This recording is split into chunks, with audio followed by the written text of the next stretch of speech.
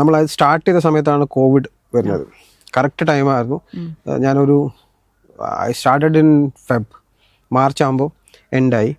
പക്ഷേ ആ post Covid എന്നുള്ള വന്ന സമയത്ത് ആൾക്കാർ ട്രാവൽ ചെയ്യാൻ തുടങ്ങി ഒരുപാട്. അതുവരെ വല്ലപ്പോഴും പോയിരുന്ന ആൾക്കാർ അതിനുശേഷം ട്രാവൽ ഒരു ഭയങ്കര ബൂമായിപ്പോയി. ഞങ്ങൾ കറക്റ്റ് അതെ അതെ.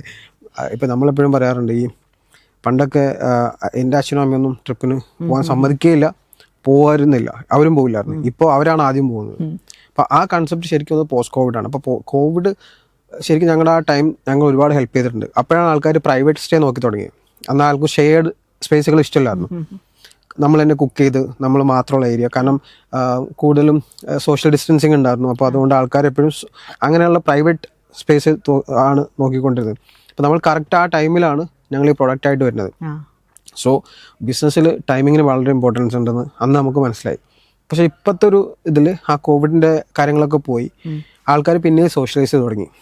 അതുകൊണ്ടാണ് ഞങ്ങൾ ബുട്ടിക് റിസോർട്ട്സും കൂടെ ഇതിനകത്തോട്ട് കൊണ്ടുവന്നത്. ബിക്കോസ് നമ്മൾ മാർക്കറ്റ് അനുസരിച്ച് നമ്മൾ പ്രൊഡക്റ്റിനെ പ്ലേസ് ചെയ്തിട്ടില്ലെങ്കിൽ ഞങ്ങൾ ഹോളിഡേ ഹോംസ് മാത്രമേ ചെയ്യുള്ളൂ എന്ന് പറഞ്ഞിരുന്നിട്ടുണ്ടെങ്കിൽ മേ ബി ഞാൻ ഇത് ഒരു സ്റ്റേജ് എത്തുമ്പോഴേക്ക് ഇത് സ്കെയിൽ ചെയ്യാൻ പറ്റില്ല. ഇതെനിക്ക് റൺ ചെയ്യാം.